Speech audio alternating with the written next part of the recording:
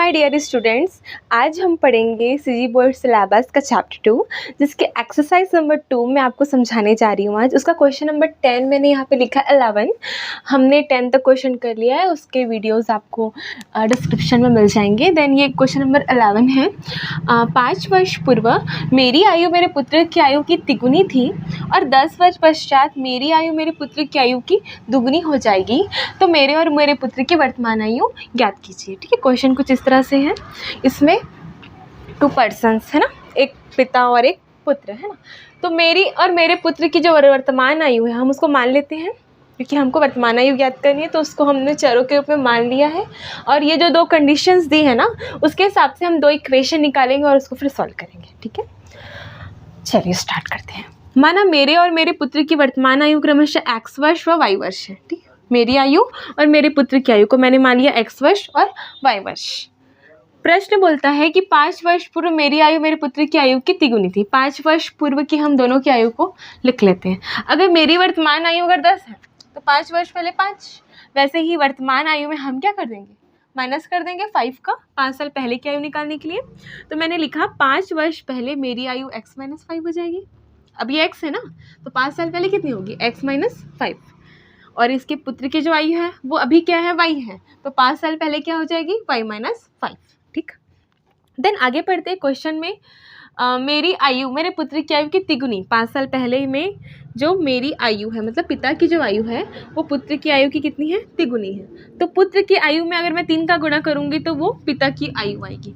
ठीक है, क्योंकि पिता की आयु बराबर पुत्र की आयु का 3 गुना, पुत्र की आयु की तिगुनी। तो पुत्र की आयु में 3 का गुणा करने पर जो वैल्यू मिलेगी वो पिता की आयु के बराबर होगी। सपोज पुत्र की आयु 5 है ना, और तो उस पर 3 का गुणा करूँगी तो कितना हो जाएगा, 15। तो पिता की आयु क्या है, तिगुनी है ना, पुत्र से 5 का 3 गुना होता है 15। तो यहाँ 3 गुना करेंगे तब हमको इसके इक्वल मिलेगी। ठीक है ना, तो इस तरह से हमको पुत्र की आयु के साथ 3 का गुणा करना है। ठीक है, तो पुत्र की आयु का गुणा मैंने किया 3 के साथ बराबर पिता की आयु। ठीक है, तो मैंने यहाँ लिख दिया 5 साल पहले वाला था ना, ये y - 5 गुणा 3। 5 साल पहले में पिता की क्या है, x - 5 है। ठीक है, अब यहाँ हम अंदर गुणा करते हैं, 3 का गुणा y से और 3 का गुणा 5 से। ठीक है, 3 का गुणा y से हुआ तो 3y आया, और 3 का गुणा 5 से होगा तो कितना आ जाएगा, 3 × 5 = 15, 15 है ना, माइनस प्लस का यहाँ पे क्या हो जाएगा, माइनस। ठीक है, x - 5 3y - x, ये प्लस x है ना, इधर आगे क्या हो जाएगा, -x हो जाएगा। ठीक है, इज इक्वल टू -5 है, -15 उधर आगे क्या हो जाएगा, +15। तो 3y - x is equal to minus plus. अब देखो यहाँ प्लस माइनस है, तो प्लस और माइनस जब भी होता है तो घटती है संख्या। ठीक है, एक चिन्ह ऋण और एक चिन्ह धन, तो हमेशा घटता है। तो 15 में मैंने 5 घटाया तो आया 10, और हम लिखते हैं हमेशा बड़ी संख्या का चिन्ह है, तो बड़ी संख्या पॉजिटिव है, इसलिए यहाँ पे क्या आएगा, पॉजिटिव साइन आएगा। तो 3y - x is equal to 10, ये हमारा हो गया इक्वेशन नंबर 1।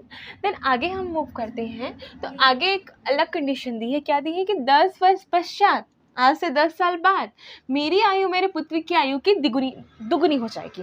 ठीक है, अभी जो है ना 10 साल बाद दोनों की आयु में क्या अनुपात होगा, दुगना। ठीक है, तो मेरी आयु मतलब पिता की आयु 10 साल बाद क्या होगी, x - 10 हो जाएगी। दोनों में प्लस करना पड़ेगा ना, जब बाद की आयु हो तो प्लस होगी, और पहले का बोलेगा तो हमको घटाना पड़ेगा। ठीक है ना, तो पुत्र और पिता दोनों में ही मैंने +10 प्लस कर दिया। ठीक है, देन प्रश्न क्या बोलता है, पिता की आयु पुत्र की आयु की दुगुनी हो जाएगी, तो 2 का गुणा कर दिया पुत्र की आयु के साथ। ठीक है, then x + 10 is equal to 2 गुना पुत्र की आयु कितनी है, y - 10 है ना, और पिता की y + 10 सॉरी +10 है ना।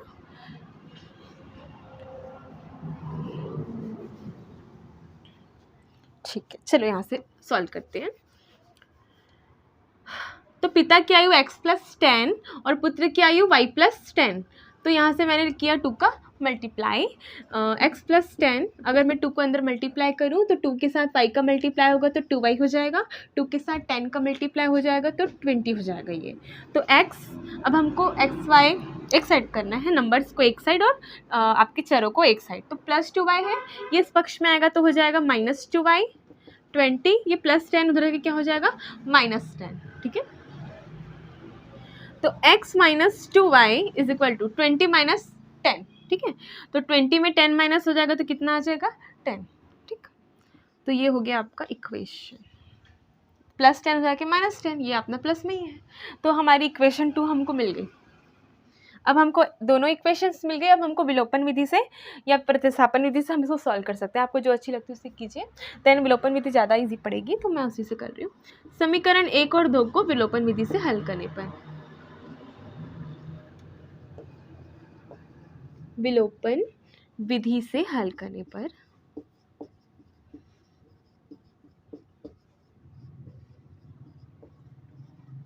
ठीक है, तो हमारा एक है 3y - x is equal to 10 और सेकंड है x - 2y is equal to 10। मैंने दोनों भी यहाँ लिख दिया, वहाँ पे मैं हल करूँगी। देखो विलोपन विधि में क्या होता है कि चर बराबर करने होते हैं हमको, x वाले और y वाले। तो y वाला चर बराबर नहीं है, 3 और 2 है। x वाला चर बराबर, देखो यहाँ कुछ नहीं मतलब 1 है, यहाँ कुछ नहीं मतलब 1 है। दोनों जगह 1 है और एक माइनस में साइन है और एक प्लस में साइन है, यही तो चाहिए। दोनों विपरीत होंगे तो आपस में कैंसिल हो जाएंगे। तो हमको क्या करना है, सिर्फ जोड़ना है दोनों को। उससे क्या होगा, ये पहले से ही विपरीत है तो वैसे ही कैंसिल हो जाएंगे। एक चर हटेगा तो दूसरे में मान आएगा। तो मैं क्या करूँगी, इन दोनों इक्वेशन को क्या कर दूंगी, जोड़ दूंगी समीकरण 1-2 करने पर। ठीक है, तो हम थोड़ा जमा के जोड़ते हैं। तो x को एक तरफ कर लेती हूँ। तो 3x, x को मैं सामने करके लिख रही हूँ, -x + 3y है ना, इज इक्वल टू 10 और नीचे में क्या है, x - 2y is equal to 10। ठीक है, इस तरह से तो जोड़ेंगे इसको तो ये आपस में कैंसिल हो जाएगा। +- 1 - 1 0 एंड 3 में से 2 गया तो y आ जाएगा और 10 और 10 कितना हो जाएगा, 20। y की वैल्यू आपको मिल गई 20। ठीक है, तो अब एक चर मिल गया तो दूसरा निकाल सकते हैं। दूसरा कोई भी इक्वेशन में मान रखो, निकाल लीजिए। चलो इक्वेशन नंबर 2 में रख देते हैं। समीकरण 2 में y का मान रखने पर, ठीक है, समीकरण 2 क्या है आपका, x - 2y is equal to 10। ठीक है, x - 2 इंटू वाई की वैल्यू है 20 is equal to 10, 40 is equal to 10, x is equal to 10 plus ये माइनस है, उस तरफ जाके क्या हो जाएगा, प्लस हो जाएगा। ठीक है, +40 तो x इक्वल टू कितना हो जाएगा, ठीक। तो हमको मिल गई y की वैल्यू 20 और x की वैल्यू 50। अतः पिता की जो आयु है कितनी, 50 वर्ष, और उनके बेटे की जो है, पुत्र की आयु कितनी है, 20 वर्ष। ठीक है, फिर भी हम आंसर चेक कर लेते हैं। इक्वेशन है यहाँ पे, इसमें रख लेते हैं। समीकरण 1 में मैं रख रही हूँ x और y का मान रखने पर, ये मैं आंसर चेक कर रही हूँ। ठीक है, ठीक है, 3y - x 10 - x is equal to 10। हमको 10 चाहिए, आना चाहिए ना इसका मान रखने पर। तो 3 और y की वैल्यू है 20 माइनस x की वैल्यू है 50, तो 60 - 50, 10 - 10 इज इक्वल टू 10। आ गया ना दोनों पक्षों में बराबर। ठीक है, तो इस तरह से हुआ। और हम लोग ऐसे भी चेक कर सकते हैं कि जैसे उन्होंने बोला था, ये वर्तमान है ना, 5 कम कर दूँ मैं तो 15 हो जाएगा। ये 5 वर्ष पूर्व वाला भी मेथड फॉलो कर सकते हैं। वैसे इक्वेशन में वही बात लिखी है हमने। तो ये 15 हुआ 5 साल पहले, और ये 5 साल पहले क्या हो जाएगा, 45। ठीक है ना, 3 गुना है ना 5 साल पहले पुत्र की आयु है ना, पुत्र की आयु की 3 गुना कौन है, पिता की आयु। ये भी एक इजीली चेक हो जाएगा, ऐसा भी कर सकते हो आप लोग चेक। तो इस तरह से हमको क्या मिला, अतः यहाँ लिख सकते हो आप, अतः पुत्र की आयु 20 वर्ष व पिता की आयु 50 वर्ष है। अभी की वर्तमान आयु क्या है आपकी, इस तरह से है। तो इस तरह से हमारा क्वेश्चन सॉल्व हो गया। अब हम एक बार रिवाइज कर लेते हैं। 5 साल पहले मेरी आयु मेरे पुत्र की आयु की तिगुनी, 10 साल बाद वो क्या हो गई, दुगुनी। देन मेरे और मेरे पुत्र की वर्तमान आयु ज्ञात कीजिए। सबसे पहले हमने दोनों को मान लिया x और y के रूप में, x और y वर्ष। देन 5 साल पहले के लिए मैंने दोनों में -5 कर दिया। देन कंडीशन क्या बोलता था, पुत्र की आयु का 3 गुना बराबर पिता की आयु। पुत्र की आयु में कर दिया 3 का गुना बराबर होगी पिता की आयु, इसका मल्टीपल किया। देन हमको इक्वेशन मिली है ना, प्लस माइनस करके हमको ये मिला 3y - x is equal to 10। इसको हमने दे दिया इक्वेशन नंबर 1। सेकंड कंडीशन हमने अप्लाई की जिसमें वो बोल रहा था कि 10 साल बाद मेरी आयु मेरे पुत्र की आयु की दुगनी हो जाएगी। ठीक है, तो 10 वर्ष पश्चात मैंने दोनों में 10 जोड़ दिया। देन प्रश्नानुसार हमने लगा दिया कि जो पिता की आयु है पुत्र की आयु की कितनी हो जाएगी, दुगनी हो जाएगी। तो मैंने यहाँ 2 का गुणा किया, अंदर कैलकुलेशन की, मुझे ये वैल्यूज़ मिली। देन पक्षांतर किया, मुझे ये समीकरण मिला। उसके बाद समीकरण 1 और 2 को मैंने किया विलोपन विधि से हल।